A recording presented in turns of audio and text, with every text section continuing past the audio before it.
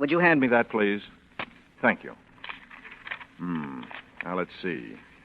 Survey, survive, Susanna, suspect. Here we are. Suspense, meaning held in doubt, expressing doubt, the state of being uncertain, undecided, or insecure, state of anxious expectation or waiting for information, such as to keep one in suspense, therefore delay acquainting him with what he is eager to know. Suspense.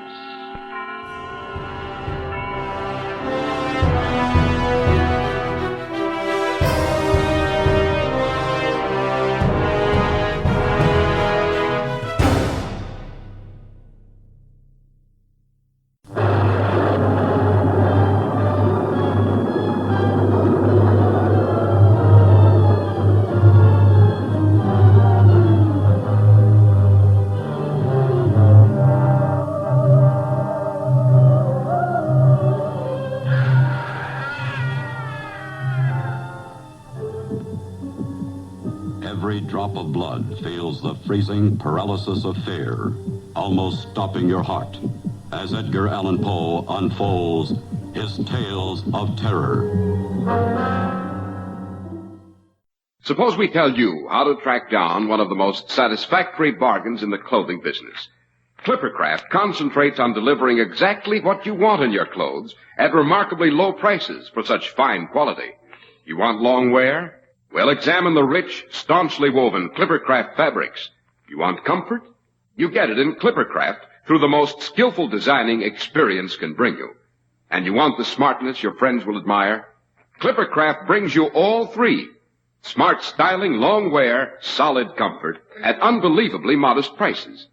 It's the result of the unique Clippercraft plan, concentrating the buying power of 1,036 of the nation's finest stores from coast to coast, and bringing you amazingly fine suits at only $40 and $45. Top coats in fine coverts and worsted gabardine for only $40 and $45. Sport jackets for only $26.50, and smart tropicals at only $33.75 to $40. Yes, selling expensive clothes at inexpensive low prices at the nation's finest stores is the great big idea behind the Clippercraft plan. That's why men who know insist on Clippercraft clothes. So be sure to visit the Clippercraft store in your city. These leading stores in the metropolitan area are proud to add their names to Clippercraft in your suits, top coats, and sport jackets and tropicals. In Manhattan, John Wanamaker Men's Stores, Broadway at 8th and 67 Liberty Street. Saks 34th, Broadway at 34th. In Brooklyn, Abraham and Strauss. In Newark, New Jersey, Boulevard Men's Shop, Kresge Newark. And in Jamaica, the B&B Clothes Shop, 16408 Jamaica Avenue. You know, householders, it's pretty hard to beat the satisfaction of having a perfectly heated home. And it's great to know that the fuel you're using is 100% safe, always dependable, and that it keeps furnace attention down to an absolute minimum. Now, that's exactly the kind of all-around heating comfort and satisfaction Blue Coal provides for thousands of American families every year. And if you haven't yet tried this superior quality fuel, don't put off a real treat. I can tell you that Blue Coal is America's finest hard coal, finest because it's mined from Pennsylvania's richest deposits. And then it's sized, screened, and prepared by the nation's largest hard coal producer, the Glen Alden Company. I can tell you, too, that each carload of Blue Coal undergoes a thorough laboratory test to ensure its quality before it leaves the yard. But if you'll just try Blue Coal and ask for it by name when you order your next fuel supply, then your heating problems will be over. For you'll find that Blue Coal requires less furnace attention, and your family will appreciate Blue Coal's steadier, more dependable heat. Just see if I'm not right. Call your nearest Blue Coal dealer tomorrow. His name is listed in the Where to Buy It section of your classified phone directory under the words Blue Coal. And now, a tale well calculated to keep you in suspense.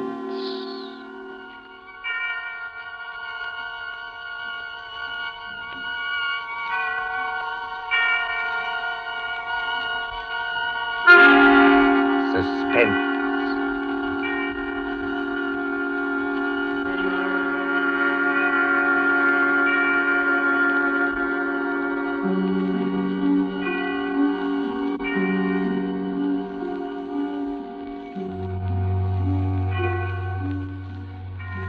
This is your narrator, the Man in Black. Again about to introduce tonight's Columbia program, Suspense. The story is The Pit and the Pendulum by Edgar Allan Poe. The adaptation by John Dixon Carr. Our guest is the distinguished American actor, Mr. Henry Hull, who plays the part of a prisoner of the Spanish Inquisition. If you've been with us on these Tuesday nights, you will know that suspense is compounded of mystery, suspicion, and dangerous adventure. To hold you in a precarious situation and withhold the solution until the last possible moment. And so it is with The Pit and the Pendulum and Mr. Hull's performance. We again hope to keep you in suspense. And now, The Pit and the Pendulum.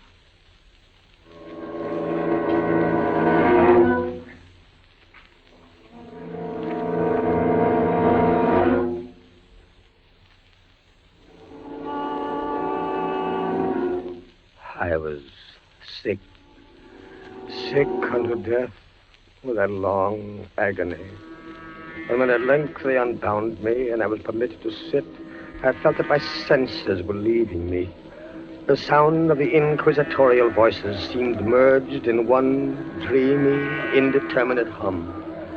Yet, for a while, I saw, but without terrible an exaggeration, I saw the soft and nearly imperceptible waving of the sable draperies on the walls of the room. I saw the flames of the 7 tall candles which burned on the table. I saw the lips of the black hooded judges, and these lips appeared to me white as paper, white as horror. I saw them writhe with a deadly locution. I saw them fashion the syllables of my name. Jean Delbray, Captain Jean Delbray. Good fathers, gentlemen.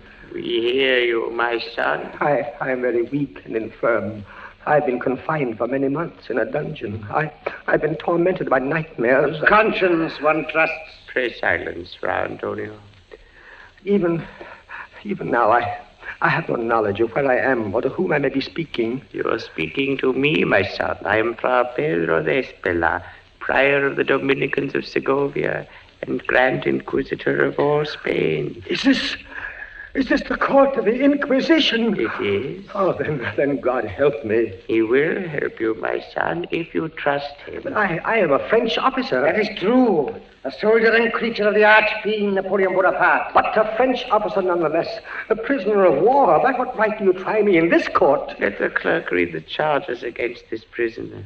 Pray silence while the clerk reads the charges. The charges against the prisoner are as follows. Imprimis, that he is one Jean d'Albret, a captain of artillery in the army of Bonaparte, so-called Emperor of the French. This means nothing, as the prisoner says. It is no crime. Proceed. Item, that on the 4th day of September in the year of our Lord 1808, that said Jean d'Albret did wed, espouse, and marry the most noble lady, the Doña Beatriz Valdez, niece of and ward of the illustrious... One moment.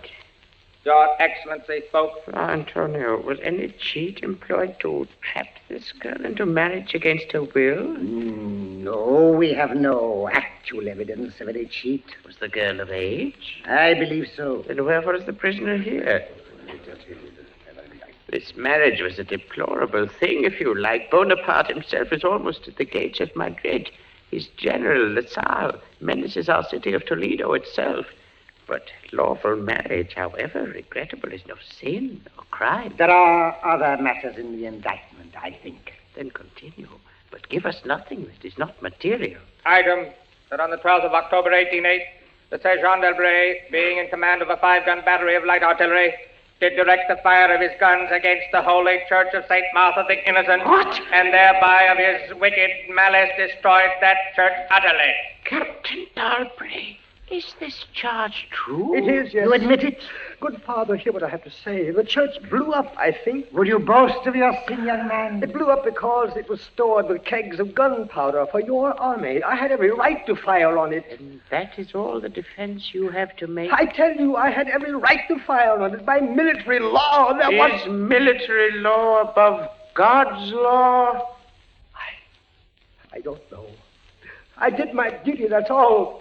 Long live the Emperor! Captain Dalbray, mark what I say. No man, however great his heresy, is ever condemned to be burnt in the fire. Fire! The fire. If he first recant and acknowledge the error of his ways. But for you, Jean d'Albret, there can be no mercy, no pity, no atonement. The only sentence of this court can be death. Death! Yes. The secular or government arm to which we must release you has devised two ways of punishment in cases such as yours. You hear the tolling of the bell? I hear them. It is the procession of the condemned going to the auto da fe. Soon the yellow light of the flames will stream through the windows and flicker on floor and ceiling. Nunc et in hora mortis intuit manibus Domine. Most of those condemned out of mercy will be strangled before they are burned. It cannot be so with you, Jean d'Albret. You must die in one of two ways. Either with the direst of physical agony. A slow fire of green wood. Iced bandages about the head and the heart, so that the fire does not approach too quickly. Or else, Jean d'Albret, you must die in a certain other way. Have done with this. Pass your sentence and let me go. The law does not permit me to tell you now what this other way is. The sentence of this court, therefore. I had swooned. Yet still, I will not say that all of consciousness was lost. In the deepest slumber, no. In delirium, no. In a swoon, no. In death, no. Even in the grave, all is not lost. There are shadows of memory which tell us indistinctly of tall figures that lifted me and bore me in silence down, still down, until a hideous dizziness oppressed me at that descent into the earth. Then, as consciousness swam back to my wits, darkness, a stone floor, and darkness. Oh, Beatrice. Beatrice, my wife, Beatrice. Did you call me, Jean? Beatrice, was that you who spoke? Yes, Jean. You were here in the dungeons of the Inquisition. I am not really speaking to you, my poor Jean. I am only in your imagination. Am I mad, then? No. But your brain is fevered. You only think you hear me. No, I do. I hear you clearly. As clearly as I once heard you. In the little church near the Ebro where we were married. Yes. I destroyed that church, Beatrice. I had to. It was my commanding officer's order. I know, Jean. Be comforted. There are those who care. You won't leave me. As long as I am in your heart, I shall be here. I was strong once. Now I am weak. Once I was reckless. Now I'm afraid. What am I, Beatrice? What are they going to do to me? I cannot tell. Remember, my voice comes only from your own brain. Are you fettered? Fettered? No. They've not chained you to the wall. No. They've taken away my uniform. They've given me sandals and a robe of what feels like coarse serge, but I'm still free. Free. Take courage, Jean. Free. And in the grasp of the Inquisition. Beatrice. Yes, Jean. It's completely dark. There's hardly any air. I dread to get up. I dread to stretch out my hand. Suppose they've buried me alive. Courage. Can you stand up? I think so, yes. Then walk. Walk as far as you can. Measure the limit of the cell. If this is not a tomb... You're right, Beatrice, as always. I'll try. Are you on your feet? Yes, now pray. Pray for a poor devil who always meant well. 1 pace, 2 paces, 3, 4. You are very weak, Jean. Rest a moment. Where are you now, Beatrice? In the flesh, I mean. You know that, Jean. In the old house by the olive grove. scorned of my people. Yes, I know it. Each morning I climb to the hilltop and watch. Go on. Sometimes I think I hear gun wheels Yes. rumble in the hills. Yes. And long-moving columns Yes. with the red dust rising above Go them. on. First come the heavy cavalry in plume-crested helmets. Yes. On their flanks, wheeling like hawks, light hussars in blue and scarlet. And behind them, in a glitter of bayonets as vast as light points on the sea, Yes. rank upon Yes. rank, the long gray coats and the tall bearskin caps. The old guard and the grand army. It is only a vision, my dear one. They do not come. Will they? Will they ever come, Beatrice? I cannot tell. Then I must face what has been prepared for me. Walk again, Jean. Try. Keep your hand in front of you. This rope, it impedes me, and the floor is treacherous with slime. But I'll try. 4 paces. 5, 6, 7. It can't be a tomb. 8, 9. Look out! I'm all right. I fell to my knees. The rope tripped me. My hand is in front of me. It's lower than my face, but I feel nothing. Nothing, Jean. It's a pit. A circular pit. And I fell on the very edge of it. Oh, they would have made you walk into it. Yes. Oh, there's a loose fragment of rock just inside the edge. Now, if I can dislodge it. Listen.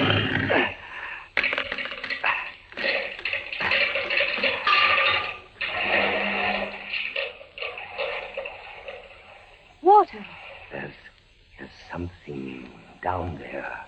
Rats, it may be. Rats, yes, but something else. I heard it move. So did I. What is in the pit, Jean? I don't know. But you're saved. Saved, Beatrice. Saved from the Inquisition. My torture has been merely postponed.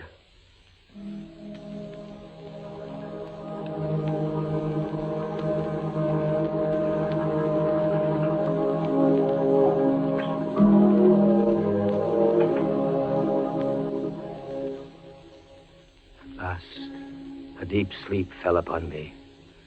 Sleep like that of death. How long it lasted, I know not. But when I opened my eyes once again, I could see. Yes, see. My prison was large and lofty. Its walls formed of massive iron plates, bolted or joined together. A wild, sulphurous luster, I could not trace its origin, lit up the dungeon, and the circular pit, and the crudely daubed skeleton figures painted in evil colors on the iron walls. Skeleton figures, demon figures, gargoyle figures. Their colors a little blurred, as from the effects of the damp. It must approach you slowly and force itself into your mind. It must stalk you like a tiger. It must bring you face to face at last with the king of terrors. When I regained consciousness, I lay on my back and at full length on a low framework of wood. To this framework, I was securely bound by a long fastening resembling a surgical bandage. Bound? But why? Why? The bandage passed round and round my body, leaving at liberty only my head and my left arm. With much exertion, I could supply myself with food from an earthen dish on the floor beside me. It was meat, highly seasoned, but there was no water. Beatrice!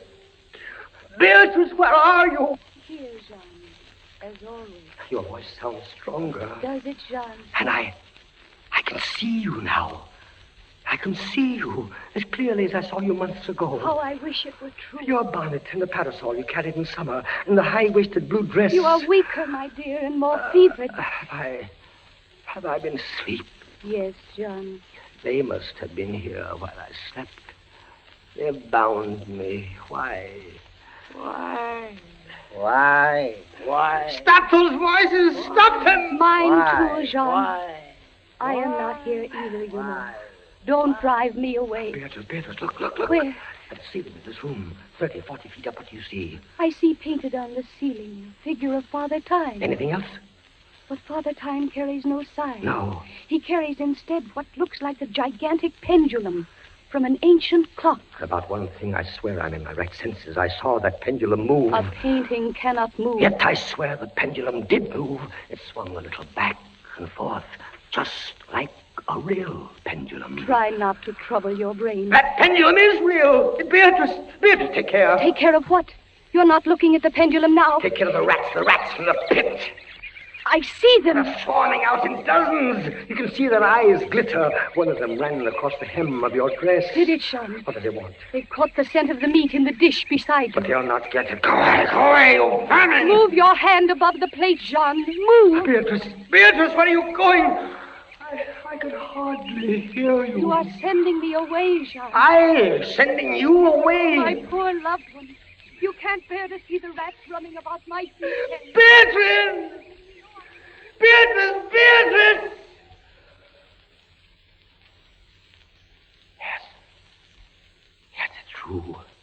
In a cell swarming with vermin. There are others I had rather see here. I'd rather see... Did you call me Captain Dalbray? Then in spirit I am here. Who are you? Don't you recognize me? No, I do not. I am that second inquisitor, Fra Antonio, whom you thought unfair at your trial. But we were not unfair. We administer the law. That is all. Go. I command you, go. Not until I have first told you what you already guessed. Which is? There are two forms of death for such as you. One, death with its direst physical torture. The other, death with its direst mental torture. And I have been condemned to the second? Your guess is good. Listen.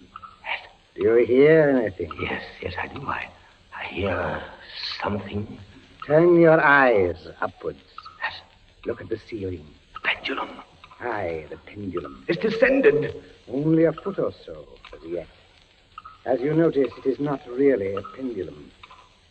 Its underside is a crescent, formed of razor-sharp steel. You mean? A ponderous weight, Captain Dalbray. Its movement is slow now, but soon it will take on momentum. It will swing wider and wider, 30 feet perhaps. Presently, as it swings, you will hear it hiss. And with each broad movement, it will creep a trifle lower. The steel is directly above me. Yes, above the region of your heart. Lie still and look up at it. How long before? You need have no immediate fear. It will not be too soon. But how soon? Who can tell? In the name of pity, give me some answer. Hours, perhaps days. It's beginning to swing wider. I can't take my eyes from it. Its glitter fascinates you, eh? See how it shines in that wild light. And this is your utmost refinement in cruelty. The law, Captain Dalbray, is never cruel.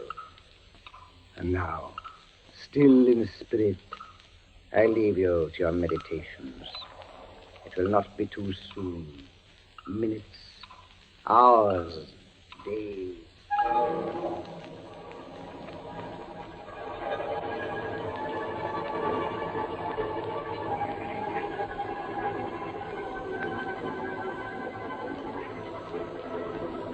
Down. Steadily down it crept. Days passed.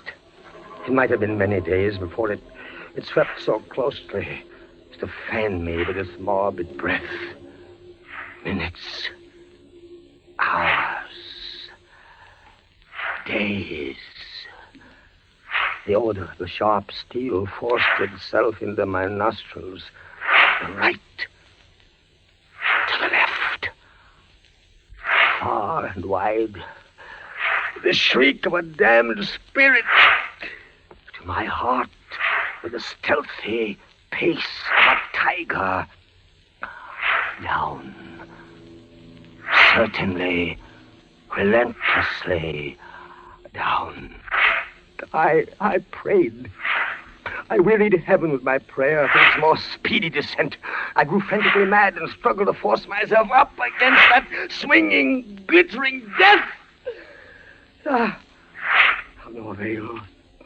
Down, still unceasingly, still inevitably down, the sharp steel flashed past within 3 inches of my chest. Beatrice! John?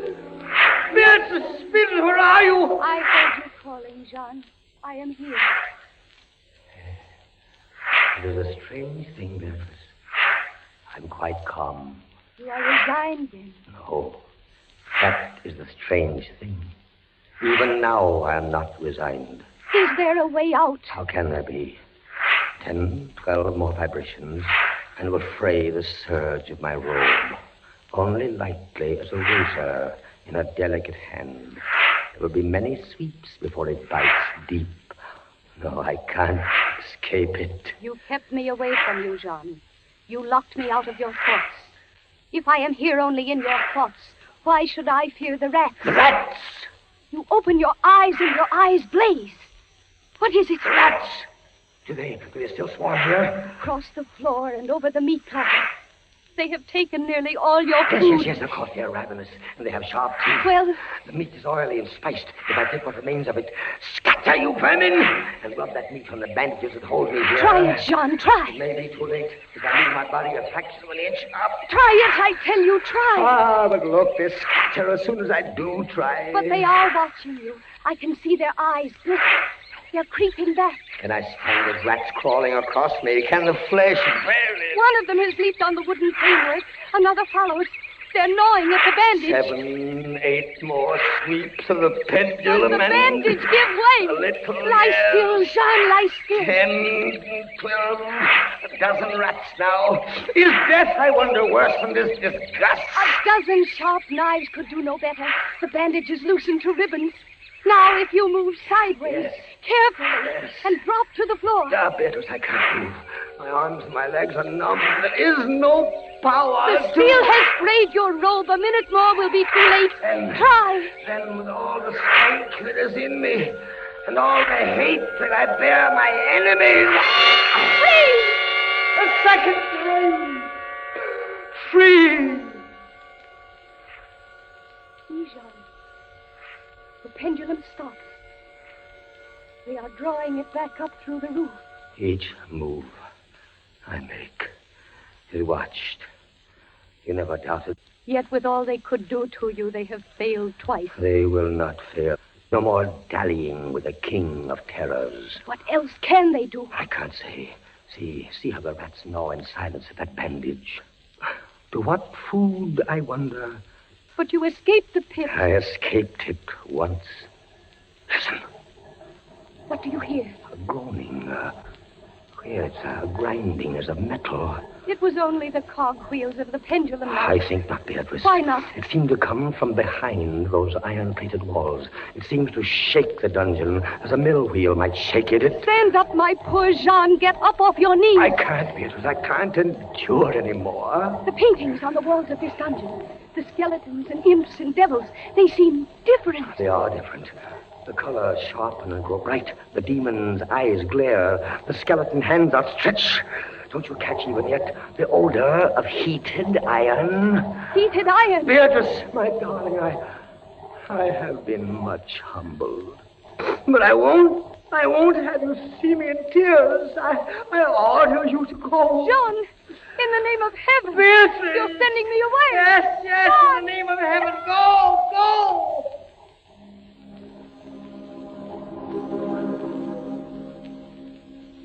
A suffocating heat pervaded the prison. A deeper glow settled in the painted eyes that glared at me. I could draw no breath of air into my lungs. Against the loom of that fiery destruction, the thought of the pit and its coolness come like a soothing balm. I staggered to the edge of the pit. I looked into it. The enkindled walls and roof lighted it to its depths. Yet for one wild moment, even then, I refused to believe the horror of what I saw beneath me.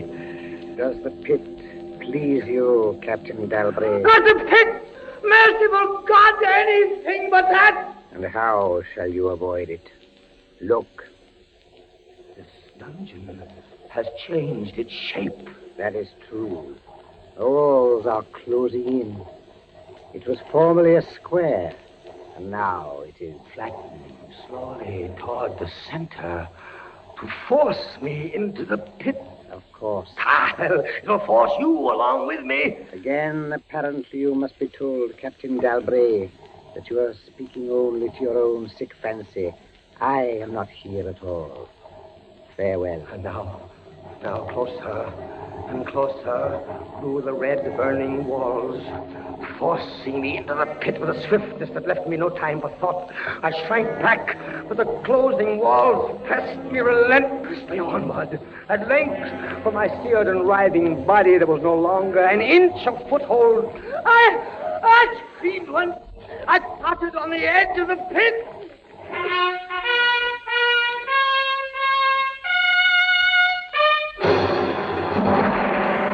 The walls rushed back. An outstretched arm caught my own as I was about to fall fainting into the abyss. It was that of General LaSalle. The French army had entered Toledo. The Inquisition was in the hands of its enemies. Vive la France!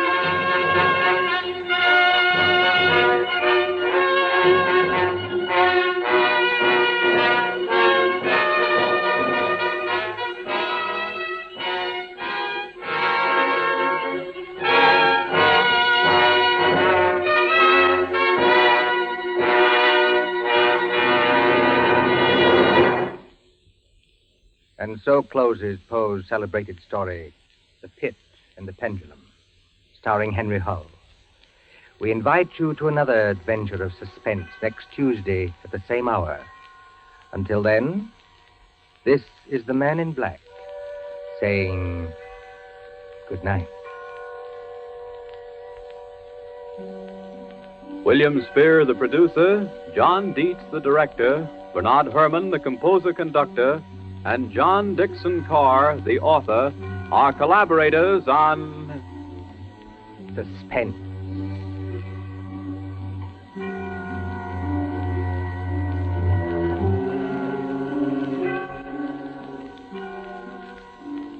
This is the Columbia Broadcasting System.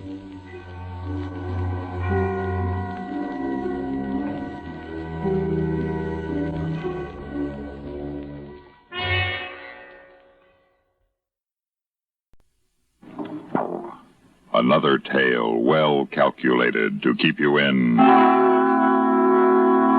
suspense.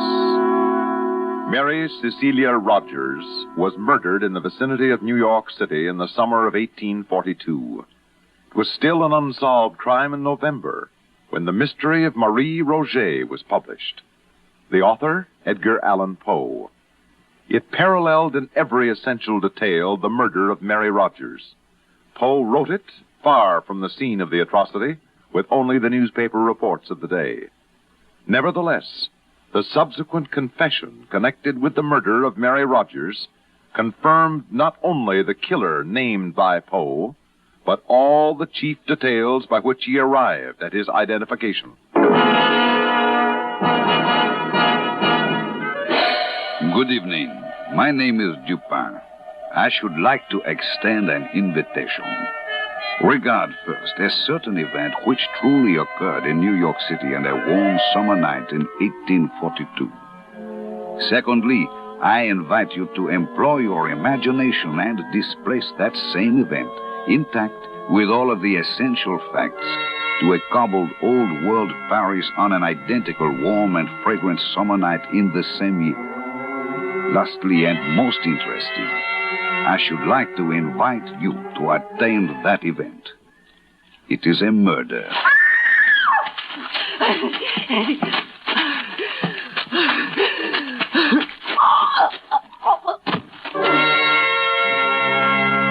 The general design and mental character of the atrocity, indeed the first knowledge of its occurrence, came to my attention on Wednesday night, the 25th day of June.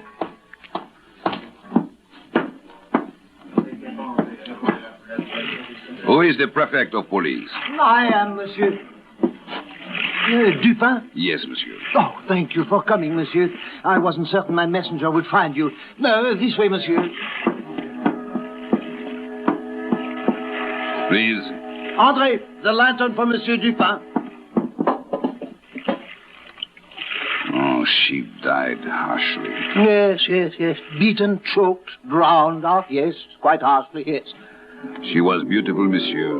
Once, perhaps, yes. Still. But Mademoiselle what? In life she had a name. In death she must also have a name. Any of you? Monsieur, none of them know her, I have asked. But her clothes and jewels say she was known, Dupin. Good clothes, torn and disordered in her terrible struggle, but good. And the jewelry, not expensive, but tasteful. This woman, in my opinion, Dupin, was known. And loved, Monsieur Prefect. No doubt. Dupin, this is why I sent for you. I've been through these things before. The newspapers will write stories. Their reporters will make conjecture. Although there is no name for her now, there will eventually be a name. And then, monsieur, I will be called upon to produce her assassins. There is so little to go on. The eyes of the public will be upon me, and my honor is at stake. And my honor, too, Monsieur Prefect, if I am involved in the investigation. Dupin, listen. There is a fund at the prefecture, a sizable fund which I am authorized to use when circumstances arise. For your services, I am willing to make a direct and liberal proposition. Dupin, you will help me to find the answer to this woman's death. No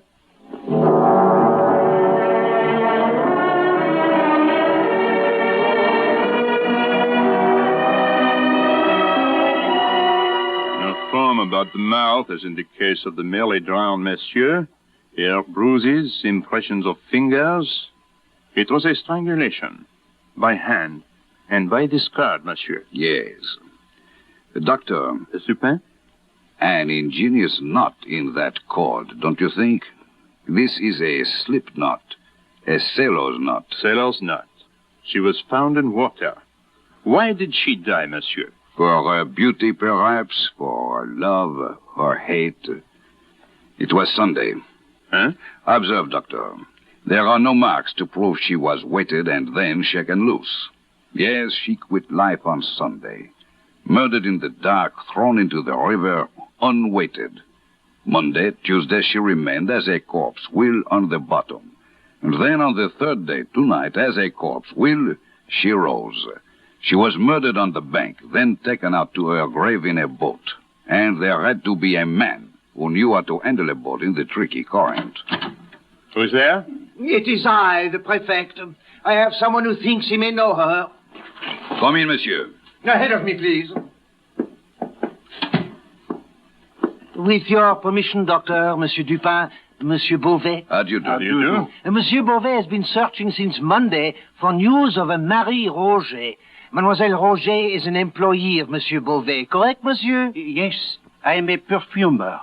I called on her mother, Madame Roger, Monday when Marie did not appear at my shop. Madame informed me that Marie had left Sunday to visit her aunt at Rhododrome. She has not yet returned. I see. And what else? Well, I cannot say, monsieur. So far, I have ascertained that she never arrived at Rhododrome. And indeed, no one has seen her since Sunday. Not even Jacques Saint-Eustache. Who is Jacques Saint-Eustache, Beauvais? Monsieur Saint-Eustache is the accepted suitor of Marie Roger. He lodges and takes meals at the pension kept by Madame Roger. He was to have gone for his betrothed at dusk Sunday, and to have escorted her home. In the afternoon it rained heavily, and supposing that she would remain at her aunt's, he did not think it necessary to keep his promise. She has stayed there under similar circumstances. And where is Jacques Saint-Eustache at this moment? Searching and anxious as I am for Marie Roger. But where he went, I do not know. It is 3 days since Sunday. 4 days, really, but 3 that Marie Roger has been considered missing. Your search is tardy. I know, monsieur. Well? I am at your mercy. She has disappeared twice. Ah. The first time she disappeared was about 3 years ago. Her mother or friends were unable to account for her disappearance. I was distracted with anxiety and terror. Did you notify the police? In that case, immediately, sir. But suddenly, Marie reappeared one fine morning after being absent a whole week. So you did not call the police this second time she disappeared? Well, what has happened once, it can happen again, monsieur. What did happen that week she was away? I do not know. I do not honestly know. But you doubt the story of visiting a relative? I will not say. Show him what we have, Doctor. If you will kindly step over here, Monsieur Beauvais. Now, Monsieur Beauvais, if you please. You know this woman, sir? It is her! It is Marie Roger! Oh, it is her! Poor little Marie! Poor Marie! Why does Beauvais cry, Dupin? The girl only worked for him. Ah, he has not told us all. He is suspect, Dupin, and I will have a word with him. Huh? Stay. But Dupin, why does he weep for a shop girl, a grisette who is promised to another? He weeps for youth and beauty.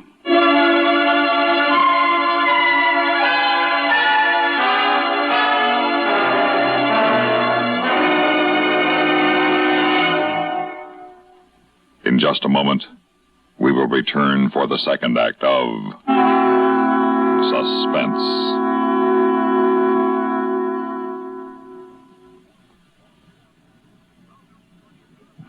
Welcome, recording star Mel Torme. It's terrible trying to sing with a bad cold. So I always take 4-way cold tablets to relieve cold miseries fast. Good idea. Tests of all the leading cold tablets proved 4-way fastest acting. 4-way starts in minutes to relieve muscular pains, headache, reduce fever, calm upset stomach, also overcomes irregularity. When you catch cold, try my way. Take 4-way cold tablets. The fast way to relieve cold distress and feel better quickly. 4-way, only 29 cents. Our program will continue in a moment after a word about another fine product of Grove Laboratories. Does dandruff dull your hair, leave scalp itchy? Get Fitch Dandruff Remover Shampoo and get rid of unsightly dandruff in 3 minutes. 3 minutes with Fitch regularly is guaranteed to keep embarrassing dandruff away forever. Apply Fitch before wetting hair, rub in 1 minute. Add water, lather 1 minute. Rinse 1 minute. Every trace of dandruff goes down the drain. 3 minutes with Fitch, unsightly dandruff's gone. Fitch can also leave your hair up to 35% brighter. Fitch Dandruff Remover Shampoo. Dupin again. You will recall the event we have been attending in Paris. I invite you now to keep in mind this solemn fact that Marie Roger died violently. That her lover, Jacques Saint-Eustache, is missing. Where she died, who administered her death, for what reason, remain to be known. Attend at this point another event, if you will, which was arranged by that zealous and righteous man, the prefect of police. Ah, thank you for coming, Dupin. You have located the lover, Saint-Eustache? Saint-Eustache? Oh, no, he's unimportant, I assure you. Somewhere right now he drinks and tries to forget. But what I have here is important, most important. Madame Dulac, if you please. Good evening, gentlemen. Good evening. This is Madame Dulac. She has something of interest to tell you, and I have something of interest to show you. Good evening, madame. I have maintained this tavern many years. Right here, close to the bank of the river. No fear with me, madame. I have no authority to do anything but respect your person and your thoughts. What is this information? I saw a young woman here Sunday. Monsieur says it was Marie Roger. It was, Just definitely. a moment. Sunday? Yes, mid-afternoon. And later, perhaps. Where? right here in my tavern. She arrived accompanied by a young man of dark, swarthy complexion. The two remained here for some time. On their departures, they took the road through some thick woods, that way. Toward the river, Dupin. And this is a secluded neighborhood. Oh, go on, madame, go on. Soon after they left, a gang of miscreants made their appearance here. They behaved boisterously. They ate and drank without payment, then left and followed the route of the young girl and the young man, that same way. I see. About dusk, the same gang reappeared and recrossed the river in great haste. I see. And you are certain it was Marie Roger? Never fear. My men spoke with an omnibus driver, a man named Valence, who knew Marie Roger.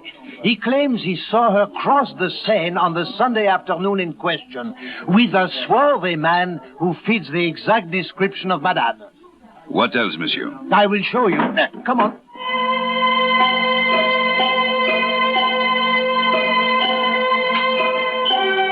I followed him through the back of the tavern into the thick woods which lined the Seine at that point.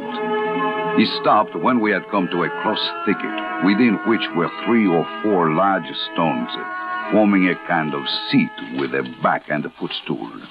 Note, Dupin, a white petticoat here, and here a silk scarf, parasol, gloves, pocket handkerchief. Inspect the handkerchief, Dupin. Thank you. You note the name Marie Roger embroidered there? Yes. So this is the place she met her death. Of course it is, and I have found it. Look, the earth is trampled where she struggled, and over here, bushes still broken. Every evidence of a terrible struggle. And here, the fence has been taken down, and the ground shows that some heavy burden was dragged along it, toward the river. Come, look for yourself. Ah, what do you say now?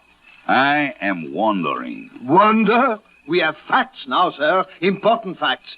Do you recall a strip of one of the unfortunate girl's petticoats had been tied about her mouth, probably to prevent her screams? I do.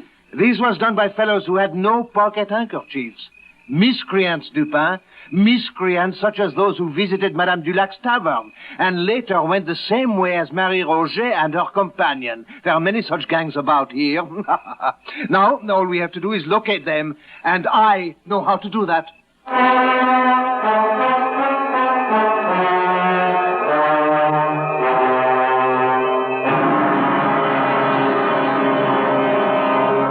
In just a moment, we will return for the concluding act of Suspense.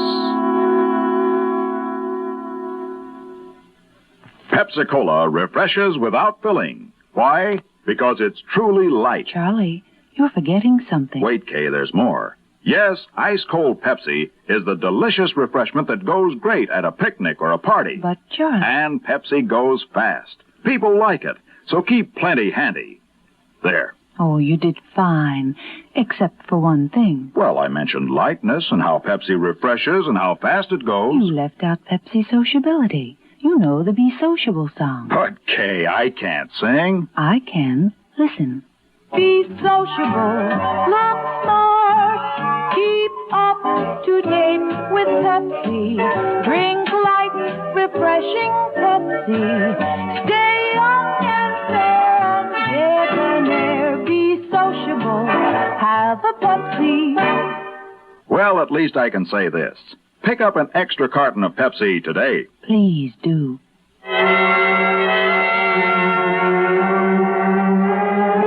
That night, the shrill cries of the Paris newsboys proclaimed the prefect's resolve. He offered a reward of 20,000 francs and a full pardon for any king's evidence. It was an accepted conclusion that Marie Roger had been waylaid and slain by a gang of miscreants in the vicinity of Madame Dulac's tavern. Well, are you defeated, Monsieur Dupin, now that I have solved the mystery of Marie Roger? No, monsieur. I have doubled the reward. Soon one of the miscreants will come forward. Then you will see. 40,000 francs should be temptation enough. 20,000 was temptation enough. What? No one will come forward, sir. A gang such as he is hoped for would be composed of men who have never seen more than 100 francs at one time. 20,000 would bring all of them, if they had any knowledge of Marie Roget's murder. They are just waiting, you know that. Waiting? When each is in jeopardy because of the other? Oh, we shall see, Dupin. Wait. It was one man. Huh? A man who dragged the body of Mademoiselle to the river's edge. A gang, even 2 men, could have carried it. A gang would have lifted it over the fence easily instead of taking a fence down, as it was taken down. One man labored hard. My conjecture is as good as yours. Are you talking of Saint-Eustache? No, he is quite unguilty. Monsieur, allow me to point out that the newspapers, the police, all have identified themselves with what apparently happened. We must consider what did not happen. First, a gang did not set upon her and murder her. Secondly, Marie Roget had no intention of visiting her aunt at Rue des Drômes when she left her mother and lover last Sunday morning. Dupin, if you have confidential information, explain yourself. I have the same information as you, nothing else. You said she had no intention of visiting her aunt that day. Why do you say that? Monsieur, consider what might have happened if her intended, Jacques Saint-Eustache, had called for her at her aunt's and discovered she was not there, that she had not been there all day. He would have been chagrined, suspicious, angry. Saint-Eustache would have been all of these. Something for Marie Roget to worry about when she returned home. But nothing to worry about if Marie did not intend to return home. A point to consider, perhaps. Go on. Consider that she kept a rendezvous instead. This we know. A rendezvous with a swarthy man. We have been told by 2 witnesses who saw him. Now, monsieur, I ask you, as I have asked myself, did this swarthy companion allow Marie to be slain before his eyes? Or was he himself slain trying to help her? If so, where is his body? He left her before she was set upon, obviously. Did he leave her alone in such a dark district? They quarreled. Indeed they did. Another question. Marie Roget's death is known everywhere in France. Why has he not come forward to help us clear up the mystery? For many reasons. Perhaps he's married. He has left. He's uninformed. He has a swarthy complexion. A sea complexion. A well-attested fact. Now accumulate that with the cord that was tied about her neck in a sailor's knot. Monsieur Dupin, I cannot... And the need of a skilled boatsman to handle a boat on the river to dispose of the body. But it could be anyone. No, it could not. Huh? Marie Roget was a gay, not an abject girl. And no common seaman for her. An officer. A naval officer, monsieur. Like the one who might have led her into a false elopement the first time she disappeared. 3 years pass. The approved time for a French man-of-war to consume encircling the globe. The officer returns, thinking of the same coquette, Marie Roget, the same bargain. What he has managed to do once, he can do again. Marie meets him Sunday for this purpose. Then she thinks the better of an elopement and refuses to accompany him. Saint-Eustache has captured her love. Her former lover slays her in quick anger, and he drags her body to the river, commandeers a boat and... Where do I find him? On whatever ship has arrived from the world cruise. His name? What is his name, Dupin? Inquire for the name of the young officer who has applied for leave to get married. But there must be many such among a ship's complement returning after a long cruise. Agreed. But, Monsieur Prefect, there is only one naval officer who has returned to his ship without a bride. Andre! Andre! We leave at once for the naval yards.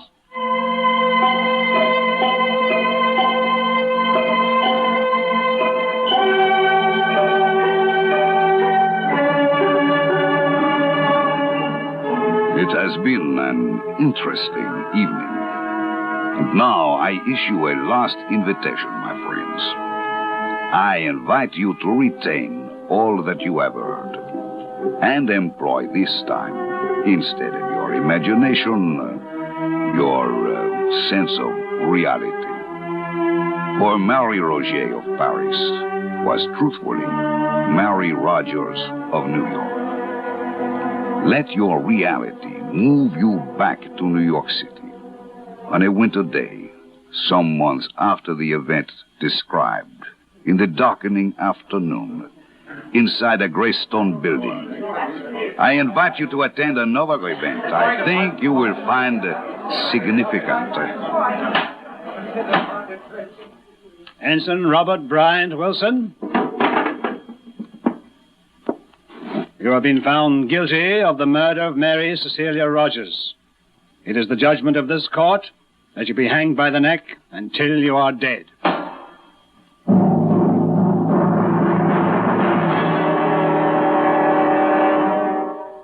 Suspense. You've been listening to The Mystery of Marie Roget, a story by Edgar Allan Poe, written for Suspense by E. Jack Newman. In a moment, the names of our players and a word about next week's story of Suspense.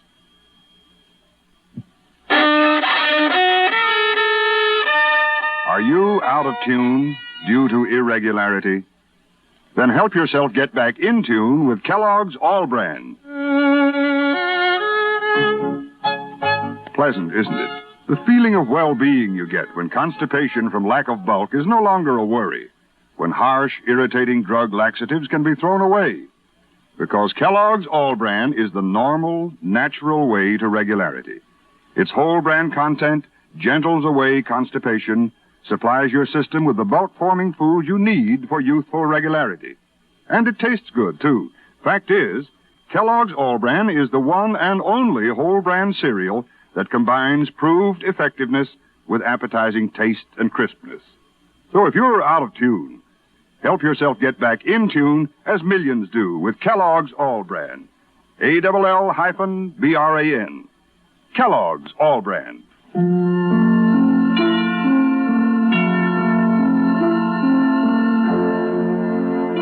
Heard in tonight's story were Jackson Beck as Dupin, Bob Dryden as the prefect, and Guy Repp as Beauvais. Others in our cast included Abby Lewis, Jim Bowles, Ethel Everett, and Ronald Dawson. Listen again next week when we return with the Radio Classic, first broadcast on Suspense, May 25th, 1943. Sorry, Wrong Number, starring Agnes Moorehead. Another tale well calculated to keep you in suspense on CBS Radio.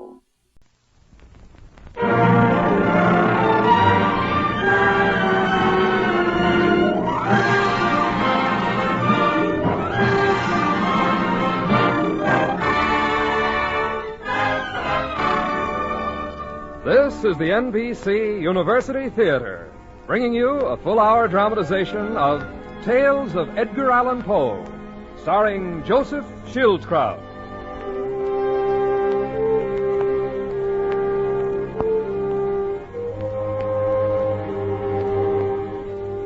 We bring you one of the most extraordinary men of letters ever to put pen to paper in America.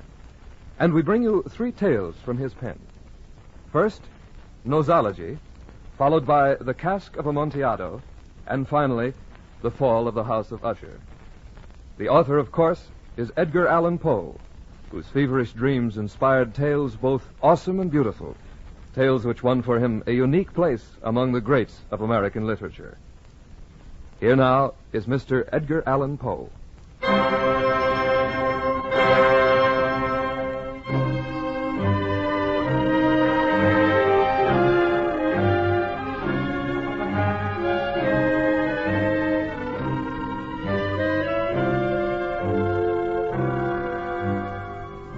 Called me mad.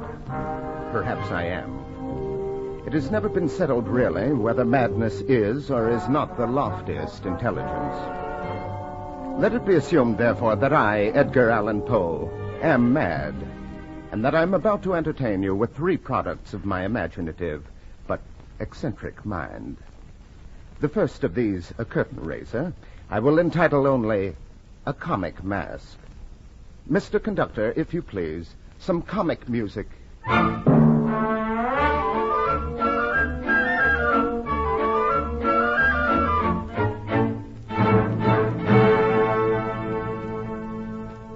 My name is, let's see, I believe it's Jones. Yes, that's right, Robert Jones.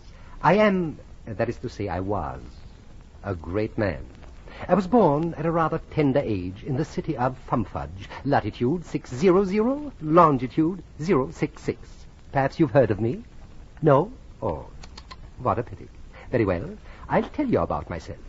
When I was born, my first act in life was to take hold of my nose with both hands and pull vigorously, thus. This caused my mother, who naturally was present at my birth, to remark to my father, Robert, look. Our boy is a genius. My dear, I weep for joy. Believe me, I weep for joy.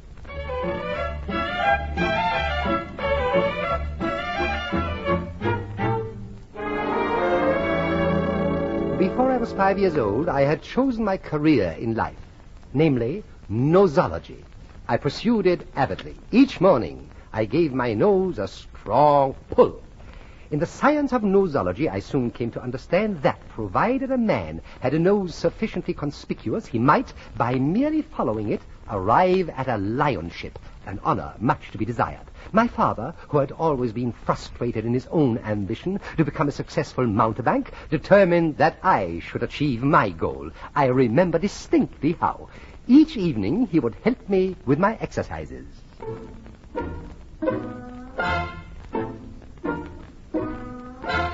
1, 2, 3, tweak. 1, 2, 3, tweak. 1, 2, 3, tweak. Stop, my dear boy. Now remember, these tweaking exercises give the nose plasticity, character. Yes, Father. Bear in mind, therefore, that the tweak must be vigorous and forthright. Thus. Yes, Father. Very well. We'll now practice turning up the nose contemptuously. Now observe closely, my boy. Thus. 1, 2, turn up thusly. 1, 2, contemptuously. 1, 2. Father. What is it, son? Father, I've been... Well, what's the trouble?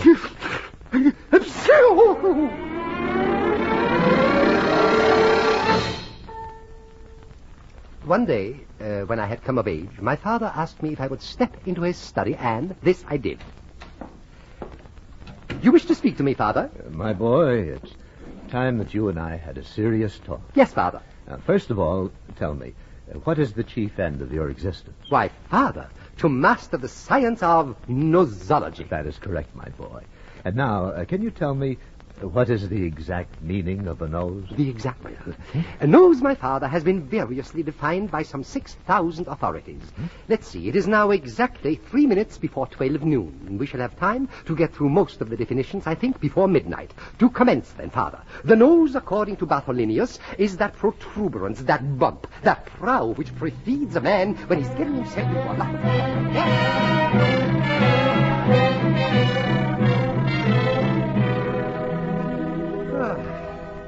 When I had completed the last of the 6,000 definitions, my father drew me to his side and said... My boy? Yes, Father? Your education is finished. Thank you, Father. It's time now for you to go out into the world and scuffle for yourself. Yes, Father.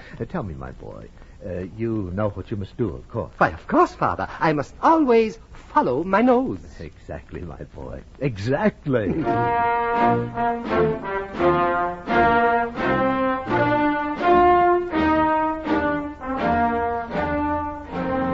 And so, giving my nose a pull or two right on the spot, I marched out into the streets of Fumfudge to seek my fortune. As I made my way up the main thoroughfare, astounded citizens pointed at me with admiration and respect. Is it possible? Unbelievable. Mommy, look, a rhinoceros. Who is he? What is he? Oh!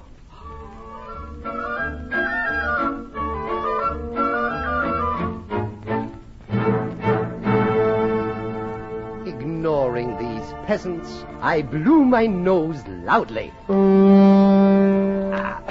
and continued on my way until I reached a fine-looking studio bearing a sign which read, Signor Tintintino, portrait painter to royalty by appointment to the king and by rendezvous with the queen. I stepped inside, and there was the Duchess of Bableu sitting for a portrait. Behind her stood the Marquis holding her pet poodle. At her side stood the Earl supporting the Marquis. At an easel stood Signor Tintintino. I approached this great artist and slowly, very slowly turned up my nose. Good. Shocking. What a nose, signore. How much you take for this nose? I must paint this nose, mamma mia. 1,000 pounds. 1,000 pounds? Madre, turn to the light. With pleasure. Oh, I simply must touch it. May I? Carefully, madam. This is really a very valuable piece. you show she's quite original. My dear Signor Tintintino, I assure you that I've raised this nose from a tiny little nostril. Admirable. I give you 100 pounds. Sorry, 1,000. 200. Sorry, 1,000. 600. Sorry, 1,000. 9. Sorry, 1,000. Very well. Good. She's done. 1,000 pounds, and I'm gonna paint her this very morning.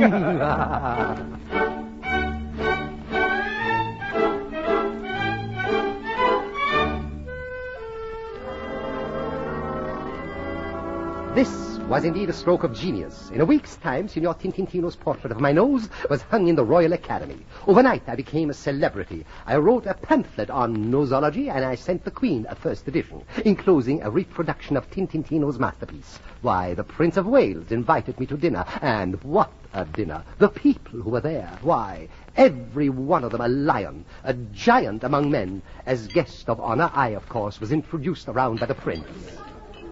Sir P. Peridot. Your Highness. I should like you to meet Mr. Jones. Not the Mr. Jones, the author of Noses That Made History? Yes, sir, the same. I am honored, sir. You are a man who knows his noses. Thank you. Sir P. is being modest. He happens to be a modern Platonist and a lion among men. He's also a lion among women. Charming fellow, but practically no nose, your princeship, no nose. Here's another chap I should like you to meet. Why, gladly. Sir Delphinius Polyglot. Sir Delphinius? Your Highness. I should like you to meet... Don't tell me, let me guess. Pinocchio. Droll fellow. And Cyrano. Hardly. Why, then this must be the Mr. Jones. It is.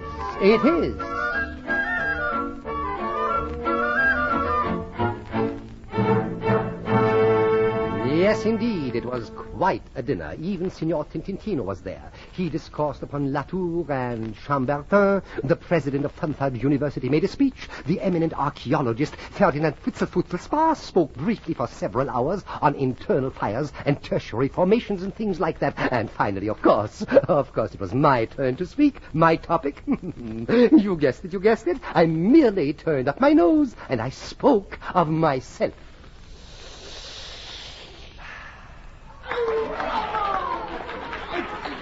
Marvelous. Thank you. Clever man. Superb, absolutely superb. Thank you.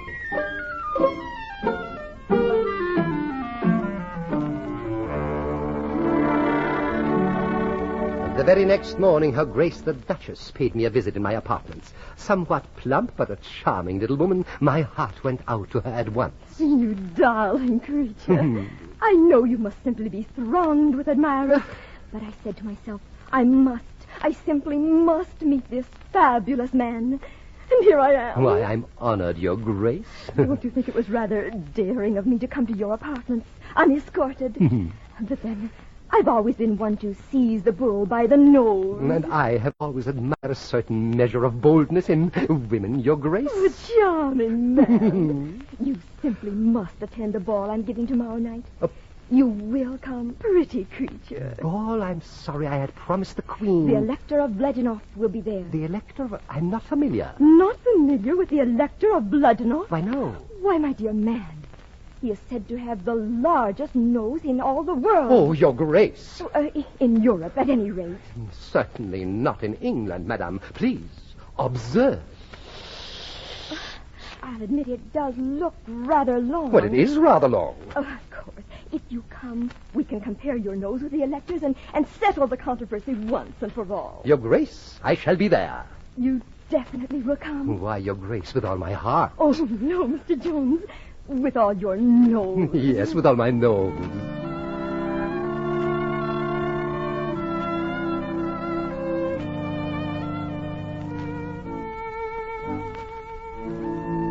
I had heard of this fellow, there's blood enough, a pretentious boor from the Low Country. Well, next night excitement ran high. At the Duchess's, the rooms were crowded to suffocation. Wagers were placed, duels challenged. £1,000 on blood enough by a nose. Taken in double. I say Jones by 10 millimeters. Blood enough. Jones!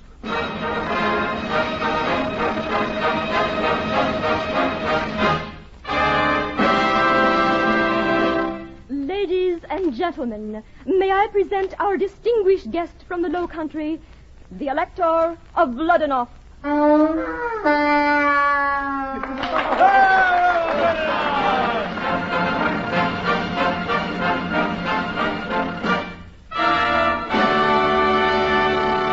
And now, the British contender, our own Mr. Jones.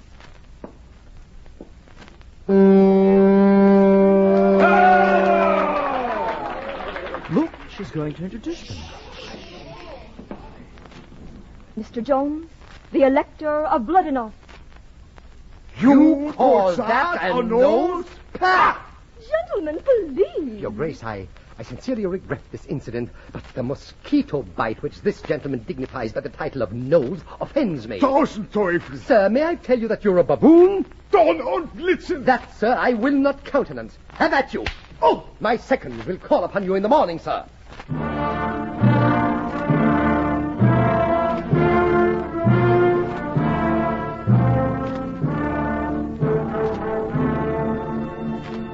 There simply was no other way.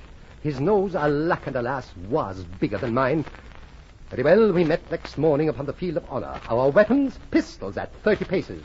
We faced each other. I gave my pride a twist and sounded my klaxon contemptuously. He blew his. A pitiful little blow, and the referee counted off the paces. 28, 29, 30. Fire!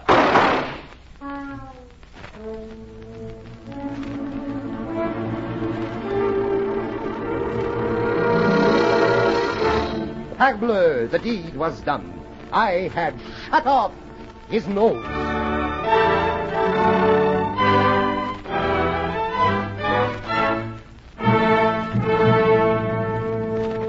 Now there was no one in the entire world with a nose equal my own. Ah, my pride, my joy of a nose. I returned to the palace and discovered that a reception had been prepared. Evidently, news of my victory over Bloodenough had preceded me. I entered and approached the Duchess, but when I reached to kiss her hand, alas, she snubbed me.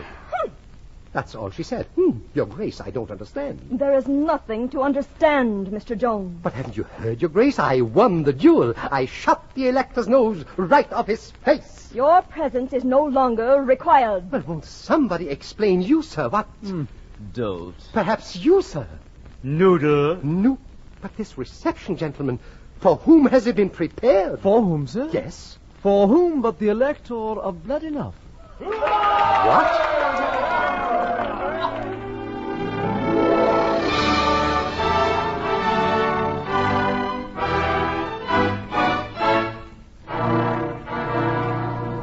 I was baffled. Nay, I was chagrined. My nose wilted, yet the facts were there. I had won. I was the uncontested nose champion of the entire world. Yet a reception of honor had been prepared for my defeated adversary, the Elector of Bloodenough. Shunned, scorned, carrying my proboscis at a deflected 45-degree angle, I slunk from the court. I appealed to my friend the prince, but all he said was... That's all he said. Things went from bad to worse. My pamphlet on nosology no longer supported me. My portrait was sent back from the royal galleries, and finally, in utter defeat, I returned home to live with Papa. I am home, Father. Yes, my son. Father, I am a failure in nosology. I know, my son. But why, Father? Why? Sit down, my boy. Yes. That's better.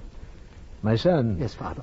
You have learned a sad truth about life. Yes, but what truth, Father? You've learned that a man with a nose more conspicuous than others can be a lion among men until he overshoots his mark, as you have overshot yours. Yes, but how, Father? My boy, all men have noses, but the Elector of Bloodenough has no nose at all. And with such, there's no competing. Oh.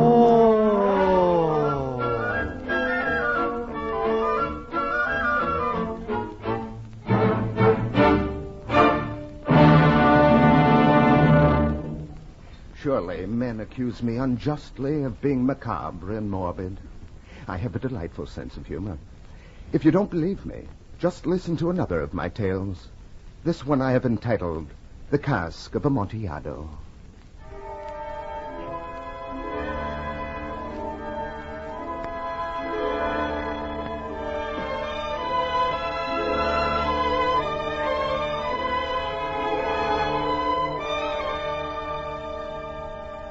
On the coat of arms of my family, the Montresors, is graven Nemo me impune lacessit, meaning, no one harms me with impunity.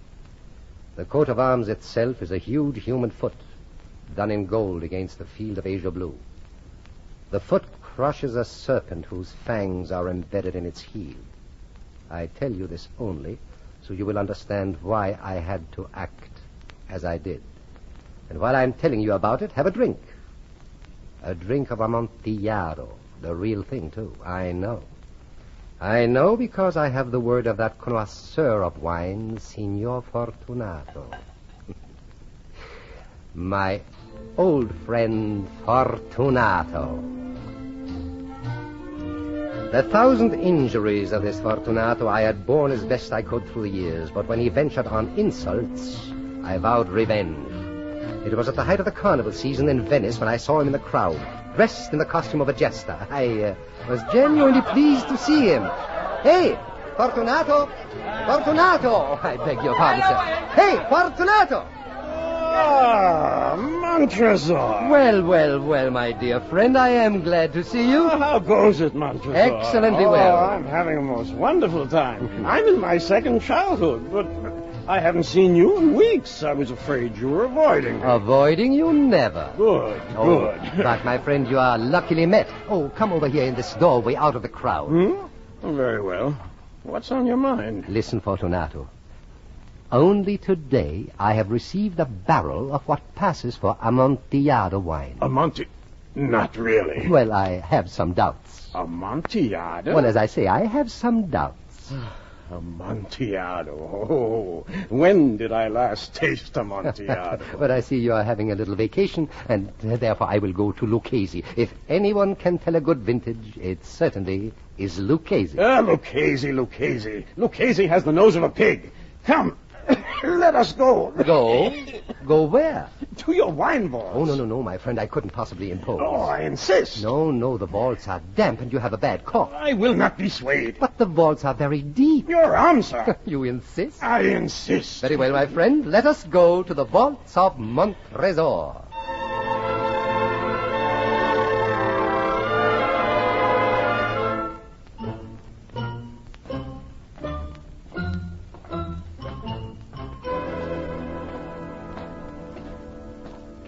Careful, my friend. These steps are rather slippery. Your vaults are very deep. Oh. Tell me, how long have you been troubled by that bad cough? Oh, it's nothing. Perhaps we should turn back. I won't hear of it. No, I really feel we should. You must be careful. You're a man to be missed. After all, are you not rich and respected, beloved? By some, my wife. You see, for me it wouldn't really matter, but for you, no. I shall engage Lucchese. Enough. I shall not die of a little cough. Well, if you will not be deterred, at least let me offer you a drink of Medoc. Here, we will select one of these bottles. Look at that dust. 50 years old. Here, drink, my friend. Good. Will you not join me? Very well. I drink to those who are buried here. Buried? Oh, yes, my ancestors used these vaults as a dungeon. Oh, I see. To your long life, my friend. Now come, let us proceed to the Amontillado. One moment. Yes? Do I hear water? Yes, we are under the river now. Why, is the moisture perhaps too much for your cough? I shall survive. Montresor. Yes, what? What is that? Hanging, swinging slowly to and fro in the passageway ahead. Oh, that? Nothing, just a skeleton. A skeleton? Yes, my ancestors, you see, very vengeful people. Careful now, careful, don't bump against it. Is it much further to the Amontillado? Just a few steps. Bad cough. Come, through the archway ahead.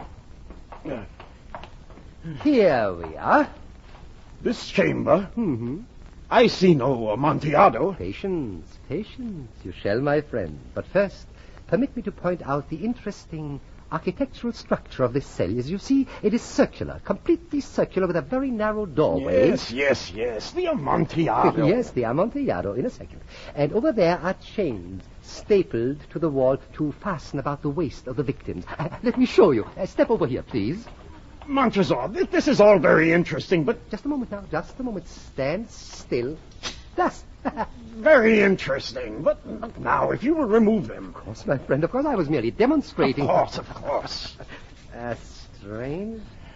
This key here seems stuck in the lock. Well, perhaps I can work it. Wouldn't it be funny, my friend, if I had to get a locksmith now to saw you loose? Montresor, for heaven's sake. Now, don't worry. Here, why don't you have another drink of this Médoc? No, the Amontillado. Oh, yes, I forgot, of course. The Amontillado, of course. I'll fetch it. Wait, it's right out here. There. Taste it and drink. Well? It is! Amontillado! Amontillado. Drink up. Now, have some more. No, really. Nonsense. One more sip. Perhaps one. That's better. Oh, it makes the head go round and round. Amontillado. Doesn't it? Nothing like one last drink. Last drink? Before we leave. Oh, but these chains I'm wearing. Yes, I know. I'd forgotten. Oh, wouldn't it be funny if I had to stay here the rest of my life and drink up all of your Amontillado? Very funny indeed. Tell me, you don't mind if I do some work while you drink, eh? No. Go ahead. Thank you. What are you doing kneeling in the doorway, Montresor? Oh, I'm just mixing up some mortar. Like baking a cake. That's right, like baking a cake. When do you suppose I'll get these chains off? Soon, my friend, soon. No hurry. Nothing I like better than to sit here and drink Amontillado and watch you work. What you doing now? Now, my friend, I am practicing the art of the mason. Isn't that funny? I could swear you were laying bricks. Laying a row of bricks across the doorway. And I'll have to step over them when I leave. Whoops. Oh, my cup is empty. Empty? Well, wait, I'll get you some more. Oh, grazie, amico. Yeah.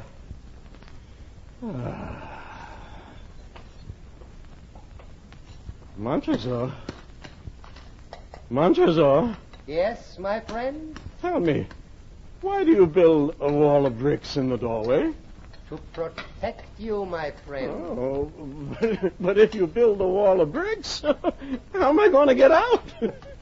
That is exactly the point, Fortunato. You are not going to get out. Montresor. You see, it's quite simple. In a little while, these bricks will come up to your waist, And then to your chest.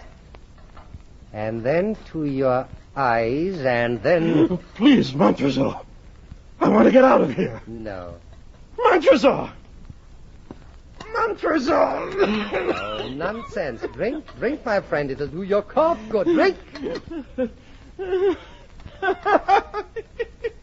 Oh, a very good joke, Montresor. Isn't it? Excellent joke. Oh, we shall have many a rich laugh about it at the Palazzo. Over our wine. Naturally. Amontillado. Oh, yes. Amontillado. Yes, Amontillado. But come, Montresor. Stop playing with those bricks and remove these chains from me. Which chains? Come, let us be gone. Yes. Right. Let us be gone. For the love of God, Montresor. Yes, for the love of God. Montresor! Fortunato. Hey. Hey. Fortunato. Speak. Speak. You mustn't be dead yet. You mustn't... Speak. Don't cheat me like that. You couldn't. You couldn't cheat me like that. You couldn't cheat me like that. You couldn't cheat me like that.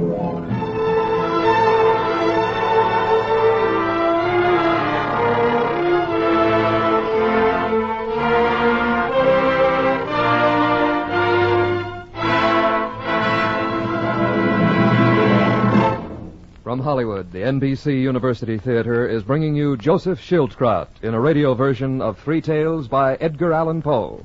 Today's broadcast is part of a series devoted to the classic works of Anglo-American literature. If you're interested in supplementing your enjoyment of these productions with home study under college supervision, be sure to listen to the announcement at the close of this program. And now, our intermission commentator, Dr. Harvey Webster, Associate Professor of English at the University of Louisville. Speaking from Louisville, Kentucky, here is Dr. Harvey Webster.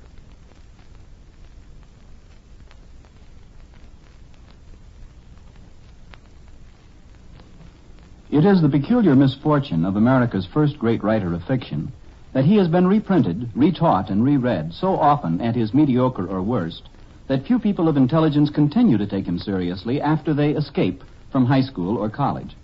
Somehow, Poe's name gets associated with the obvious horror of the telltale heart, with his too many, too unconvincing followers in pulp magazines, with an unhappy, thoroughly neurotic life.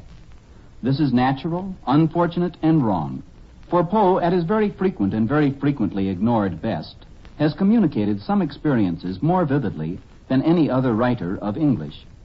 His best stories, I believe, are those in which he communicates the pleasure of thinking, of, to quote, that moral activity which disentangles. It is beautiful to watch the minds his mind controls at work. Remember Monsieur Dupin's thoroughly logical explanation of how he knew his friend's unspoken thoughts. Legrand's methodical ingenuity in solving the cipher in The Gold Bug. The clever quickness with which the old man saved himself from the maelstrom. Anyone that enjoys mental activity has liked or will like these stories. Next best, perhaps quite as good, are Poe's stories of psychological horror.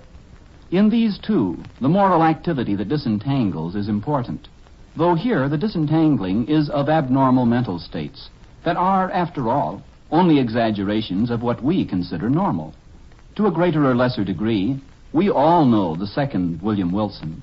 We have all felt something of the fascination with death and decay that becomes Roderick Usher. We have all been attacked by that imp of the perverse that propels the main characters of The Black Cat to self-destruction.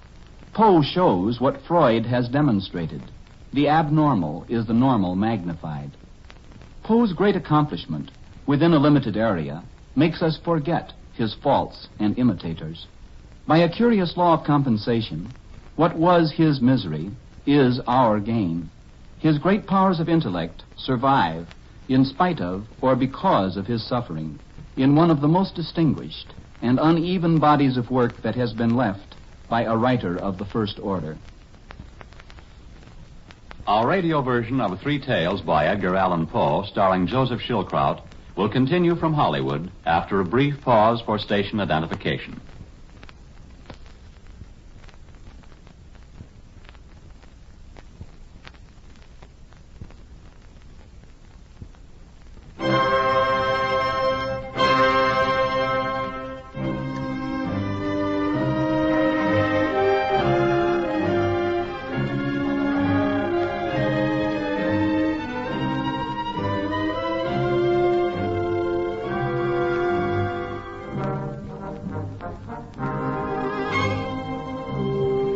I, Edgar Allan Poe, have found life a long and weird catalogue of miseries from which to select my themes. And of all these, the most awful, perhaps, is to be buried alive. Now, don't deny it happens. The boundaries which divide life from death are at best shadowy. Let me tell you a tale about such an interment. I call it The Fall of the House of Usher.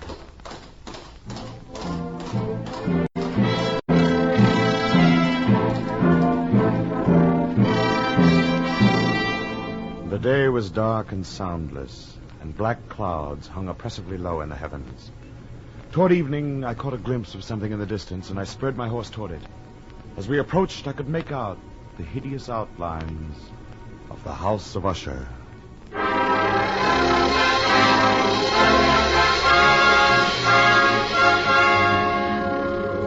The house was old, the masonry crumbling. It was built on a rock in the center of a deep tarn or pool of stagnant, rank water. Over all, there hung the atmosphere of a neglected vault, of the gloom of the dead. I dismounted from my horse and walked across the wooden bridge that led to the great door. I felt a vague terror rising inside me, a desire to turn back and ride away. As I fought the urge, I found myself reaching into the breast pocket of my coat where lay the letter which had brought me to the House of Usher.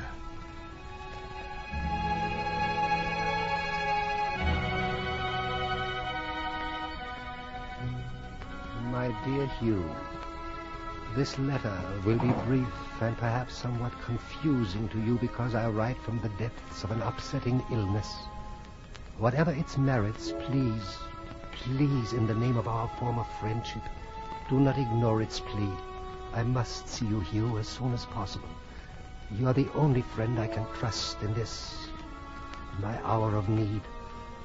I enclose a map directing you to the House of Usher. Your very dear friend, Roderick Usher.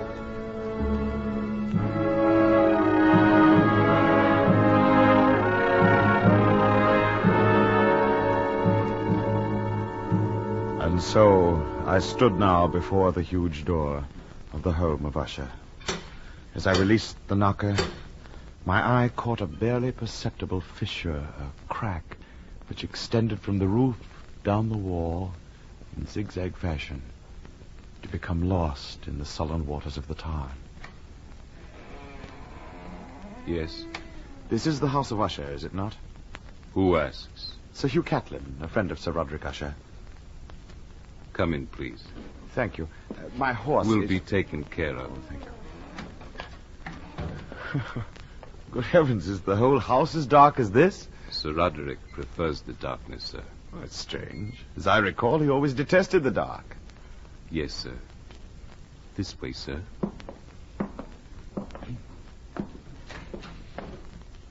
You'll be so good as to wait in this hall, sir. Oh, thank you. I'll tell Sir Roderick. Thank you.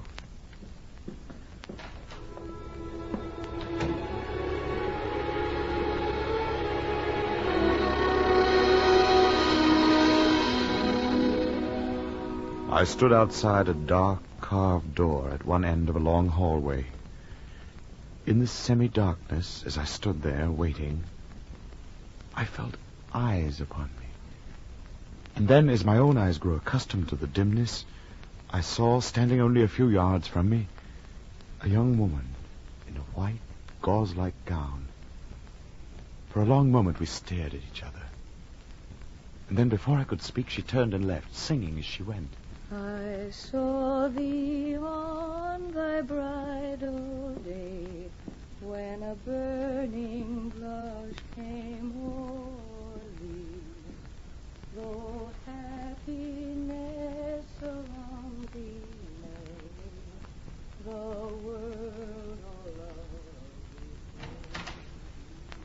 Sir Roderick will see you, sir. Oh, thank you. By the way, is Sir Roderick married now? Oh, no, sir. Is anyone living here beside himself? Perhaps you'd better let him answer that, sir. This way.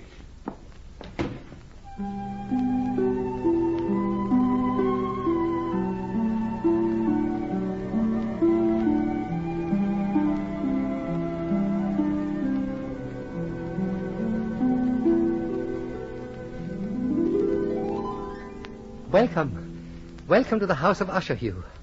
You're looking well, almost 13 years, isn't it? How are you? I'm fine, Usher. How are you? As you see me. Come. Here, sit down beside me. Well, what do you think of my ancestral hall? Beautiful, but rather dismal with all these hangings and thick carpets. Do you mind if I turn up the lamp? Don't touch that lamp, please. Oh, I'm sorry. Forgive me, I have been suffering with an affliction of the eyes recently. A single ray of light burns my eyes like the noon sun. Oh, I'm sorry to hear it.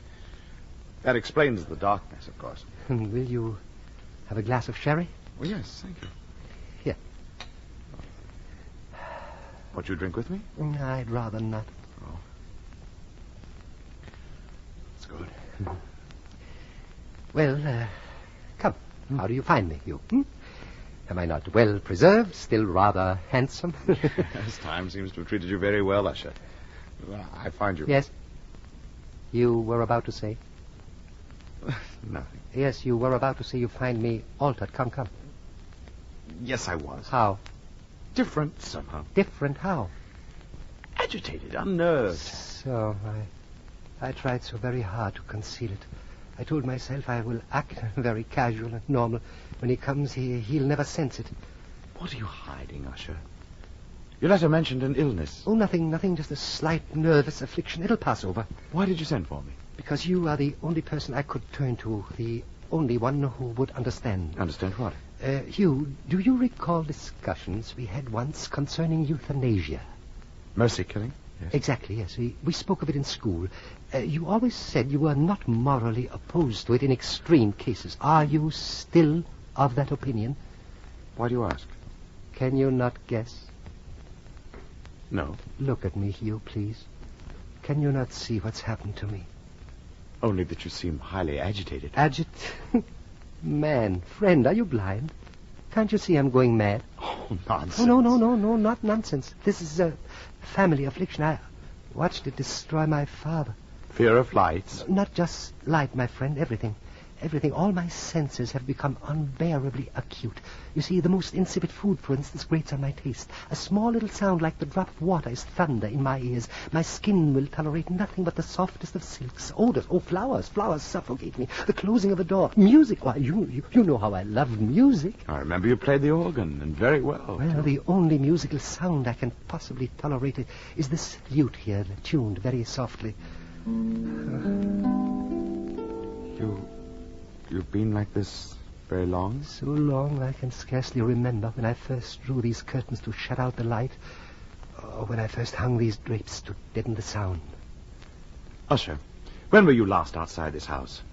I have not set foot outside this house or seen daylight, my friend, for 13 years. Good heavens, man. What you need is to breathe fresh air and see daylight. Oh. This morbid atmosphere is enough to induce melancholy in a clown. It's like living in a tomb. I'm sorry. I know your problems will not be solved so easily. What would you say of a man who cannot take a step outside his own house? I'd say he was... All right, say it. Insane, say it.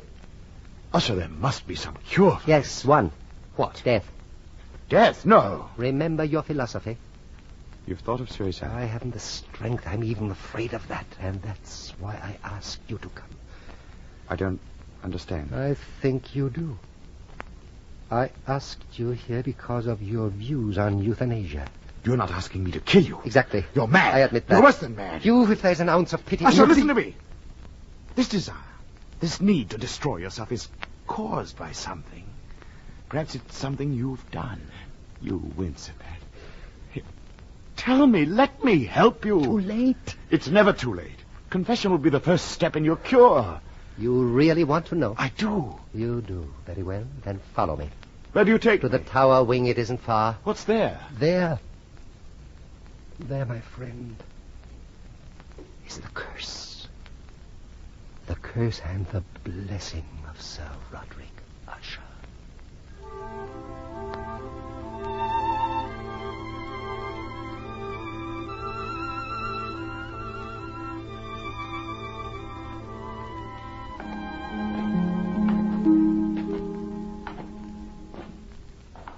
Here. Madeline, Who is it? dear, I want you to meet someone. There is no one to meet. Come here, dear. No. Please, Madeline. It's all right, really. Hugh, this is the Lady Madeline. How do you do? They're prettier in springtime. I beg your pardon? My violets. They've shrunk. It's the darkness. Darkness always kills living things. Do you find it so in Eulalia? Oh, well, yes, I do. Good. Then I'll sing you a song. By all means. Would you like a purple one? Oh, any color you say. The blue ones last longer. Yes. Shall I sing for you? Do. I saw thee once on thy bridal Oh, come, day, Hugh, come. when a burning glow. Well, Who is she? isn't she lovely? She's mad. Is this house filled with nothing but madness? I told you we are cursed from birth. She's your wife? No. My sister. I see. Do you? I think I do. How long has she been thus? It came upon her gradually. Please come, let us go down. Yes. You see, Hugh, when I went away to school, she was just a delightful little golden-haired child. Why, she worshipped me always.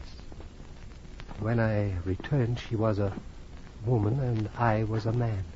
Hugh, I swear to you our relationship was innocent, and yet that strange love between... Oh, God, forgive me. Control yourself. For 7 long years, I've watched her becoming progressively worse, and then my own affliction began. Usher. Where there's no sin, there should be no guilt. Tell me, Hugh, is it possible that a man can suffer thus for an uncommitted sin? Such things are not unknown. Now you see why I turn to you. But I am no doctor. I don't want healing, I want punishment. No! If men were punished for their evil thoughts, we would all turn on the rack. Usher, let me spend a few days here with you. We'll read and talk as we did in school. I remember your poetry was very exciting. Have you written anything lately? No. Well, then, recite the old ones for me, and play for me. Come, we shall fight this melancholy, you and I, and together we shall triumph over it. Thank you.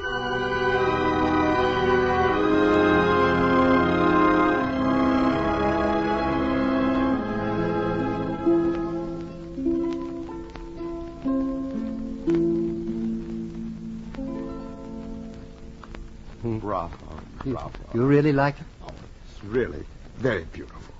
You've improved, really. Thank you. Why do you stop? Because I realized that I just now smiled for the first time in years. You see, you're getting better already. Go on, though. Recite another. Very well. You really want one? Of course I do. All right. I call this one here The Haunted Palace.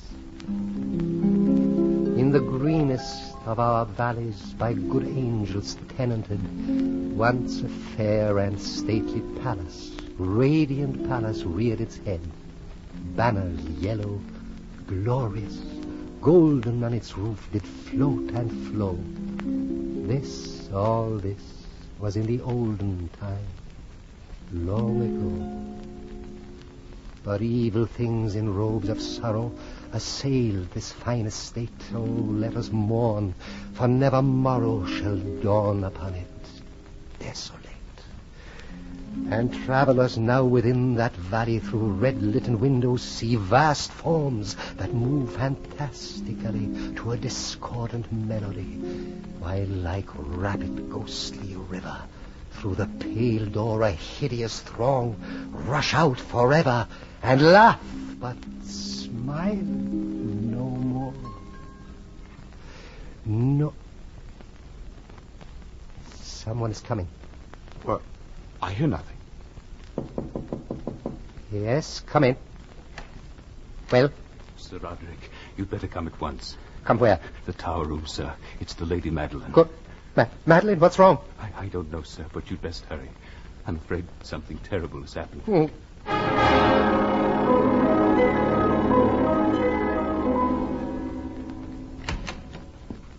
Well, Usher?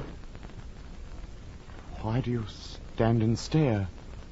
She's dead. What? Dead. But that's impossible. Why, only a few days... A cataleptic seizure. She's had them before. This time it was fatal. My dear Fran. Is there anything I can do? Yes. You've only to name it. Please, help me bury her.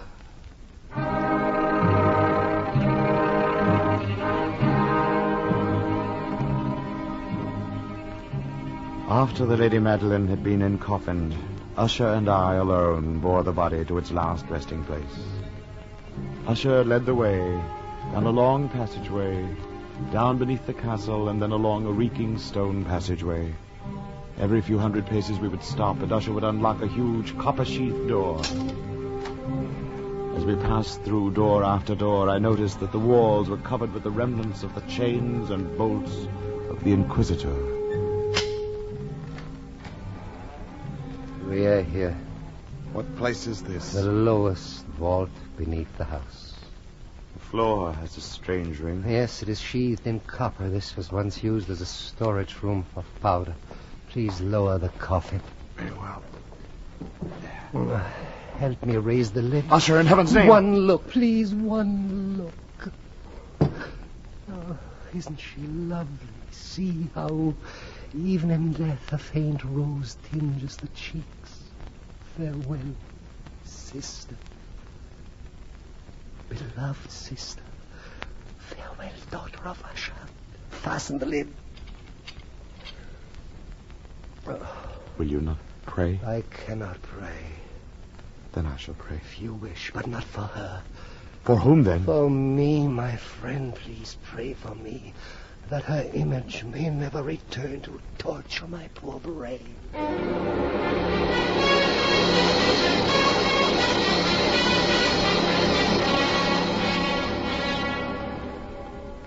For some days after the burial of the Lady Madeline, a change came over Roderick Usher. He roamed the padded halls of the house of Usher, his head to one side, as if in an attitude of listening. It seemed to me as if his mind were laboring under some horrible, oppressive secret which he was struggling to tell me. His attitude, his listening for some imaginary sound, began to infect me. I found myself doing the same. And as the days went by, I too succumbed to the somber influence of the house of Usher. It was on the 8th day after the entombment of the Lady Madeline. A storm had been brewing. That night I could not sleep. I was overpowered by a sense of impending horror. Then on my door there came a rapping. Who's there? Who is it? Speak up! You, I'm afraid. I'm afraid as no man has ever been afraid before. Usher, you've been living in this morbid house so long you've become like it.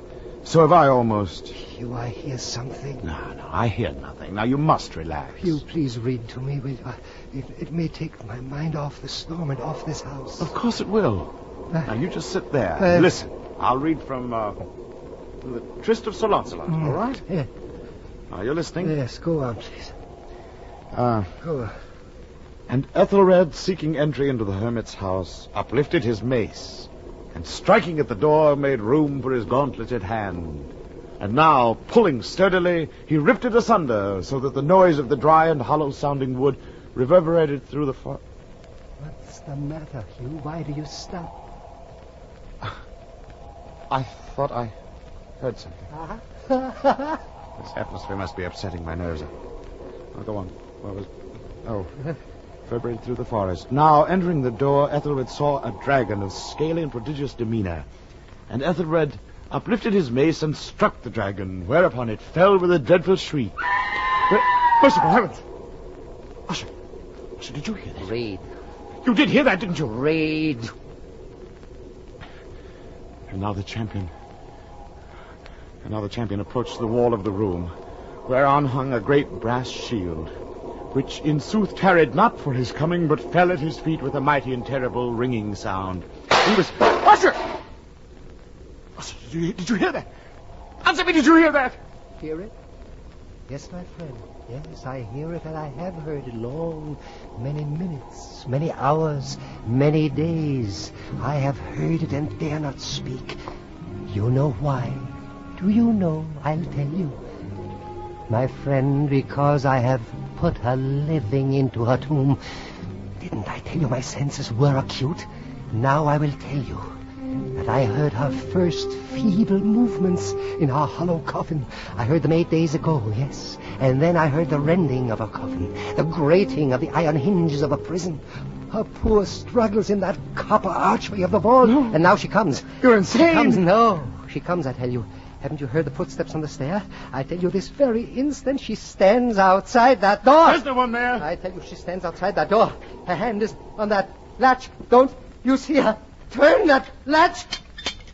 What? Sister. Beloved.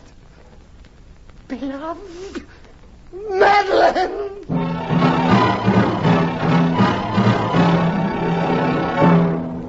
For a moment she stood, trembling and reeling to and fro upon the threshold, blood upon her white robes, and then, with a low, moaning cry, she fell upon her brother and bore him to his death at my very feet.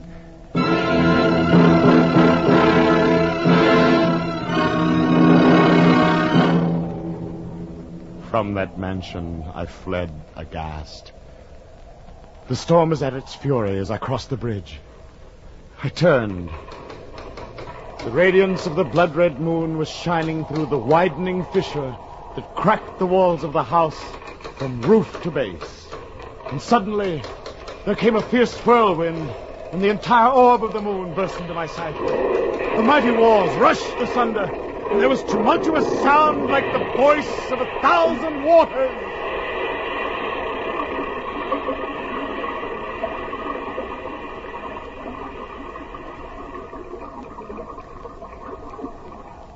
And then, the deep, dank tarn at my feet closed sullenly, silently, eternally over the fragments of the house of Usher.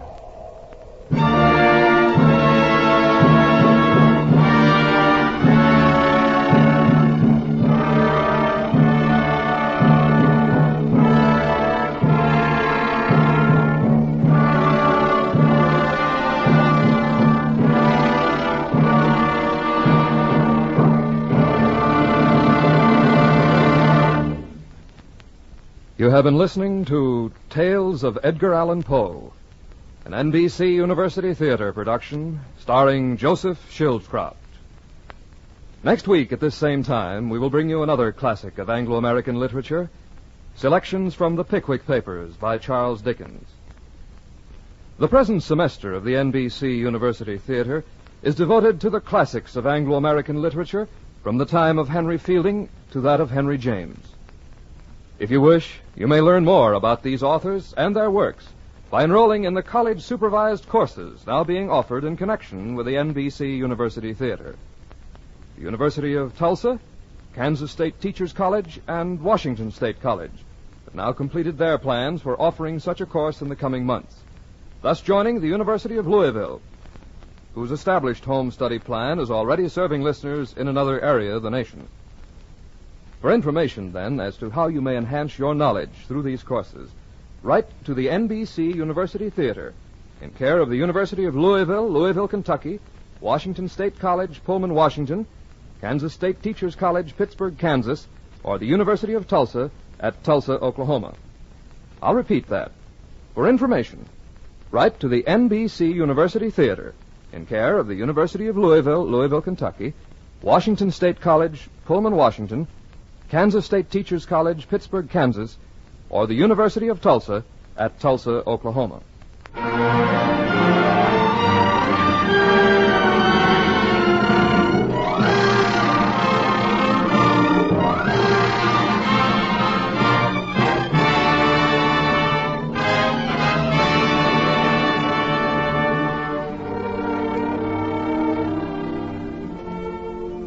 The Tales of Edgar Allan Poe were adapted for radio by George Lefferts. Our intermission commentator was Dr. Harvey Webster. Starred was Joseph Schildkraut, internationally famed star of stage and screen, who was heard as Robert in Nosology, Montresor in The Cask of Amontillado, and Roderick Usher in The Fall of the House of Usher, which co-starred Barry Kroger. Lester Sharp was Fortunato in The Cask of Amontillado. Our cast included Stanley Waxman, Georgia Backus, Stephen Chase, Miriam J., Don Diamond, Parley Bear, Tony Barrett, Shep Menken, Jack Crucian, Margaret Brayton, Lynn Allen. Your announcer, Don Stanley. The original musical score was composed and conducted by Dr. Albert Harris. The director of the University Theater is Andrew C. Love.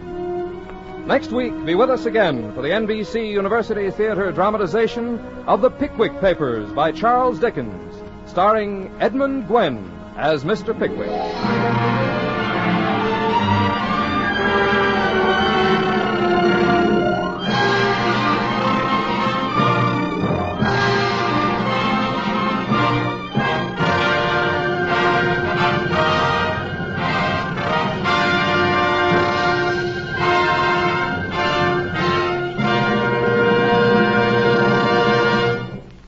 Today's NBC University Theater production of The Tales of Edgar Allan Poe came to you from Hollywood's Radio City.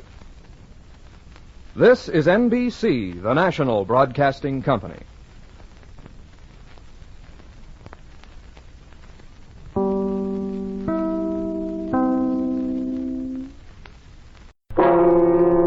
Suspense.